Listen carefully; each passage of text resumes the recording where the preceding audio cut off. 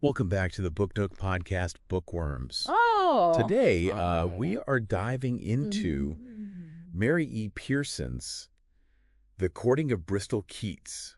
Ooh. It's her first adult novel, Okay. and Yeah, it's kicking off a duology. I like it. We've got a booktuber giving us her thoughts Okay. and a synopsis Uh-huh. to kind of set the stage, and we even have a professional review. Oh, cool. So we've got Lots to look at. lots of different perspectives here. I love that. A Yeah. 360-degree view It's going to be fun. before we even open the book. Exactly. Yeah. So why don't we start with Sure. Bristol, our main character. Okay. She's struggling to care for her two younger sisters Oh. after their parents died. So, That's sad. she's in a tough spot. Yeah. And then this mysterious aunt she's never met before Yeah. just pops up, Uh-huh. offering to help Oh. and spilling all the family secrets. Yep. Like, it's nothing. It's nothing. Right. Yeah. It really, Yeah. I don't know, it reminds me of some, like, classic fairy tales. Yes. A little bit, you know? Yeah, I was going to say. Like the orphan siblings, the hidden lineage, Ooh. right? I like it. That has a lot of potential. It does. Yeah. Yeah. And that potential really hooked our booktuber, Oh. Gerades. Okay. She's a huge fan of Yeah. Pearson's The Remnant Chronicles, Okay. which Yeah. also dives into this kind of fantasy world. Mm-hmm. And so Yeah. she had pretty high expectations going into this one. Makes sense. Yeah. Yeah. And Mm-hmm. it's true. Mm-hmm. Pearson does have a knack Yes. for creating these really compelling worlds. Mm-hmm. And this one's all about the Fae. Ooh. Bristol discovers that she's, Mm-hmm. connected to Yeah. them. And actually, Yeah. her father isn't dead. Oh. He's been kidnapped and taken to the Fae realm. Okay. So we've got an interesting setup here. Now we're talking. We are talking. That's exciting. Yeah, she makes a deal with the Fae King, Oh. Tyghan, Okay. to try and rescue her dad. I mean, that's Got to be careful. the synopsis. Yeah. Throws in a little twist. Uh-oh. Tyghan is the reason that Bristol's family was on the run in the first place. I see it. So, that changes things. It definitely Yeah. adds a lot more tension to the whole situation. Yeah, for sure. Yeah. I'm glad we're getting those sort of Yeah. classic Fae rules out of the way, Right. like right away, Yeah.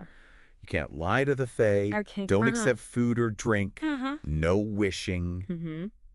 We get all that right in the synopsis. Mm-hmm. We get all that right in the synopsis. That's good world building right there. It is. Uh-huh. It is. Setting the stage. Yeah. So, she's walking a tightrope. She is. Right away. Absolutely. Yeah. But I do have to say, Mm-hmm. this professional review we have Okay. throws a little bit of cold water on all of this Oh. excitement. Okay. Yeah. What happened? The reviewer Uh. thought Hmm? that the story kind of fell short of its Okay. potential. Okay. They didn't like the pacing. They Mhm. felt like the side character weren't developed enough. Yeah. And they even compared it to a Fae magic school. A magic school. Yeah. Okay. Now, Mm-hmm. magic schools can be really immersive Mm-hmm. when they're done well, Oh, for sure. Yeah. but they can also be really Mm-hmm. cliche. Tropey, I was going to say. Yeah. And this reviewer felt like Mm-hmm. The Courting of Bristol Keats Mm-hmm. didn't quite Didn't quite make it. escape those Mm-hmm. pitfalls. Okay. Yeah. Got it. If you are enjoying this deep dive Mm-hmm. into The Courting of Bristol Keats, don't forget to subscribe to the Book Nook podcast Yes. for more insightful discussions Mm-hmm. on all things books. All things books. And Mm-hmm. if you're feeling extra generous, Yeah. you can leave a review. Sure. Let us know what you think. That's a great idea. We appreciate your feedback. We do. Yeah. For sure. So Mm-hmm. back to the Fae realm. Yeah. This Mm-hmm. magic school comparison Right. really piqued my curiosity. Okay. Do you think it's a fair assessment? Well. I mean, let's look at Ojeriade's Oh. journey through the book. Yeah. She started off Uh-huh. really enthusiastic, Mm-hmm. but her final thoughts Yeah. were a little bit more disappointed. Oh, no. Yeah.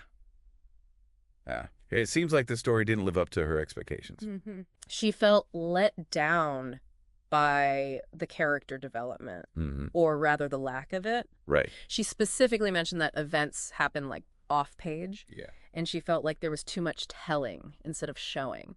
It's a good point. Yeah. I mean, and it ties back into the criticism Uh-huh. of the romance, Yeah. not really having that spark. Right. The reviewer mentioned this too, Uh-huh. and Ajarians gave a great example. Okay. We're told that Tyghan loves Bristol's laughter, but we never actually see her laugh. Yeah. In a way that would make us believe that. Yeah, you're right. You know? Like, we're just told he loves her laugh. Right. We're not shown why. We don't know why. Yeah. Yeah. That's a missed opportunity to show the connection. Mm-hmm. It would have been better if we saw Bristol laughing and Tyghan captivated by it. Exactly. That would have made it more believable instead of just saying it. Right. And it's not just the romance that suffers from this. I see. Ajarians felt that the lack of character development extended to the side characters as well. This is where the magic school comparison becomes relevant. Okay. In a magic school, there are a lot of characters. Sure. And it can be hard to make them all interesting. Right. We might get like a glimpse of their personality, Yeah. but they don't feel real. It's like they're there to serve the plot rather than, being real people. Full people. With their own motivations and desires. And this is one area where I think the Remnant Chronicles really shines. I agree. Pearson did a great job with the side characters in that series. He did. He felt like really important parts of the story. Yeah. So it is interesting to see this aspect less developed. Yeah, less developed. In The Courting of Bristol Keats. It makes you wonder if it was intentional. Maybe it was a stylistic choice. Focusing more on the plot and the world building in this new series. Could be. Or maybe, like Ajarians suggested, the story would have benefited from being longer. Okay. Like a trilogy. I see. Yeah. Would that have given the characters more room to breathe, to develop? To devolve? Over a longer time? Right, over a longer period? It really raises questions about Pearson's choices for this book. It all boils down to, finding that balance between building plot and character development. I agree. And different readers are going to have different preferences. Of course. Some people want a fast-paced story. With action? With lots of action. Some prioritize character depth, emotional resonance. Yeah. But I think regardless of your preference, the key is that all of these elements work together to create a cohesive and satisfying reading experience. I like that. Right. I like that a lot. And that's what we're trying to do here on the Book Nook podcast. Right. Unpack those nuances that make a story really captivating. And speaking of captivating, if you are finding this discussion insightful, don't forget to hit that subscribe button. Yes. You won't miss future episodes. And if you're feeling extra generous, leave a review. Leave a review. We love your views. We love hearing from you guys. Yes, we do. Yeah. So back to the Fae realm. Back to the Fae realm. Let's talk about agency. Okay. Or rather, Bristol's lack of it. Okay. This was another point that Ajarians made. And I think it's connected to the Fae realm. Interesting. So think about it. The Fae realm. It's a place where the rules of our world don't apply. Yeah. It's a place of enchantment and danger. Right. Even the most powerful beings can be affected by fate. And magic. Yeah. So it's like control is just an illusion. It is an illusion. Even the most carefully made plan can be totally upended. Exactly. In an instant. Right. So in that kind of setting, it's interesting to think about Bristol's lack of agency. Is it intentional? You mean? By the author. Like, is it a reflection of the Fae realm itself? I see. Yeah. So it's not necessarily a flaw in the writing. Maybe not. But a choice by Pearson. To show how unpredictable the Fae realm is. Yeah. Exactly. Because even the most determined people can be at the mercy of forces beyond their control. Yes. And that's the environment that Bristol have to navigate to save her father. It makes you wonder if she'll ever gain control.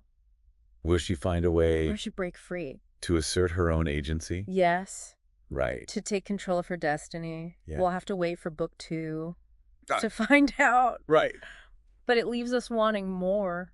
It does. Yeah. That's the mark of a good story. Good story. For sure. It leaves you wanting more and wanting to see what happens next. Yeah. How will Bristol evolve? Will she overcome the challenges? And will she forge her own path? Exactly. We're left wondering if she'll break free from the Fae realm. From the constraints of the Fae realm. And take control of her story. And maybe that's the real story. Maybe it is. You know? Her journey of self-discovery. This whole external plot, the rescue mission, the romance. Maybe it's all just part or internal growth. It's a good thought. Yeah. It's a very compelling thought. Makes you want to dive right into the sequel. I know, I do. I know. And speaking of diving in, let's look at the synopsis and the information we have on Mary E. Pearson. She's written a lot of books. She has. With complex worlds and compelling characters. Right. The Remnant Chronicles is a great example of her talent. So how does The Courting of Bristol Keats fit in with her other books? Yeah. Is it different? Is it a departure? Is it an evolution? Or an experiment? An experiment. With a new style. Right. That's for each reader to decide. I think so too. But I think it's safe to say that Mary Pearson is a writer. Yeah. Who isn't afraid to take risks. Absolutely. She tries new things and challenges herself. I like that. And that's what makes her work so exciting. You never know what to expect. You never know what you're going to get, but you know it's going to be good. It's going to be good. It's going to be a good story. Good story. With a little bit of magic. And a lot of heart.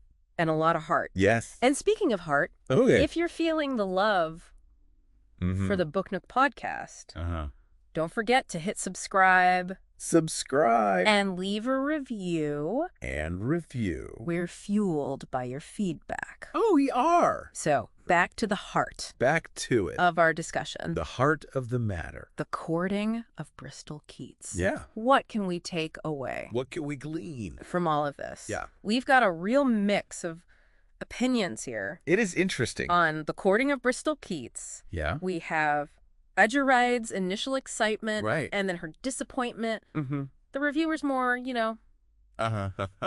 measured critique. Right. And then Pearson's success. Her background. Of the Remnant Chronicles. Right. It's fascinating. What's fascinating to me is that even with the criticisms, there's still intrigue about the book. There is. The things that people found lacking. Right. The pacing. The character development. Yeah. Those also create a sense of mystery. You're right. And anticipation. It's like Pearson laid the groundwork. She did. For a really compelling story. But she hasn't fully realized it yet. Maybe not in this book. In this first book. Yeah. Right. It makes you wonder. It does. If those things will be better. Yeah. In the sequel. Will they be explored more fully in the sequel? Yeah. That's the beauty of a duology. It is. You know, you get more space. You get more space for the story to tell the story. Yeah. Right. So maybe the criticisms of this book are actually setups. Okay. For a better payoff. Ooh. In the next one. Interesting. Yeah. Like, we're being invited. We are. To trust Pearson. To trust her to believe that these things that seem underdeveloped will actually be important later. It ties back into that idea of agency. Yeah. Maybe Bristol's journey in this first book is about her coming to terms with the Fae realm. With how unpredictable it is. Yeah. And that she can't control everything. Right. But she can learn to adapt. So her lack of agency isn't a weakness? Not necessarily. But more like a stage in her development. A necessary step to becoming stronger. I like that. Yeah. It's a process. It's a process. And maybe this first book is really just about setting that process in motion. In motion. Yeah. Breaking her down. Yeah. Taking away her control. And forcing her, Yeah.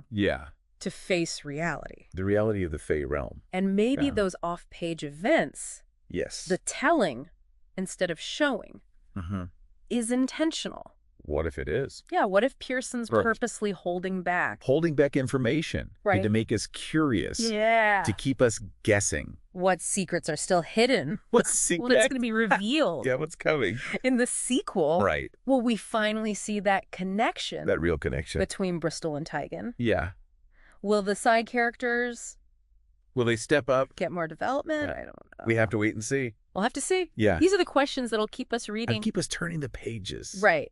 To see what happens. To see how Pearson wraps it all up. Right. So, should our listeners read The Courting of Bristol Keats?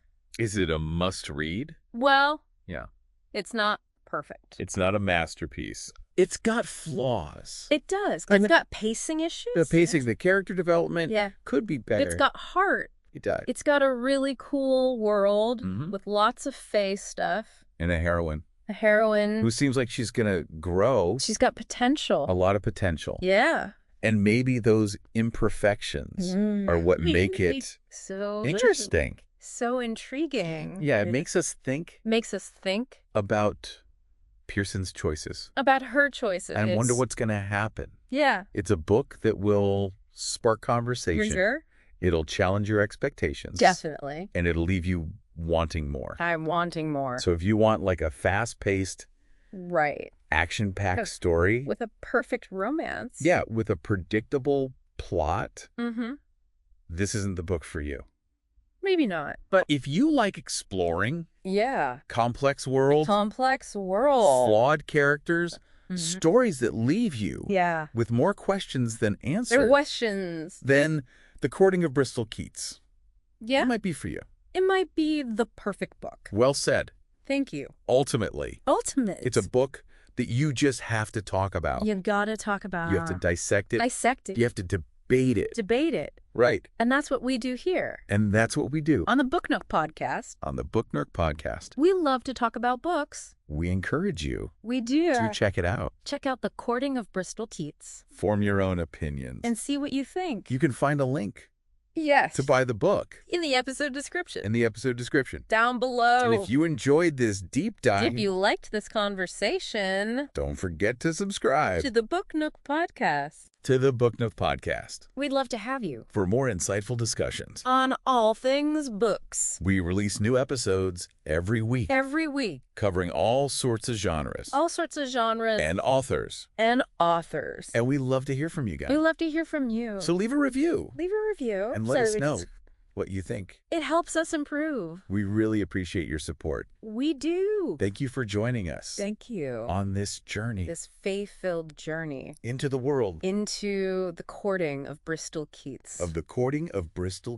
We hope you enjoyed it. The discussion and that it inspired you. To maybe add this book. To your TBR. Yes. Until next time.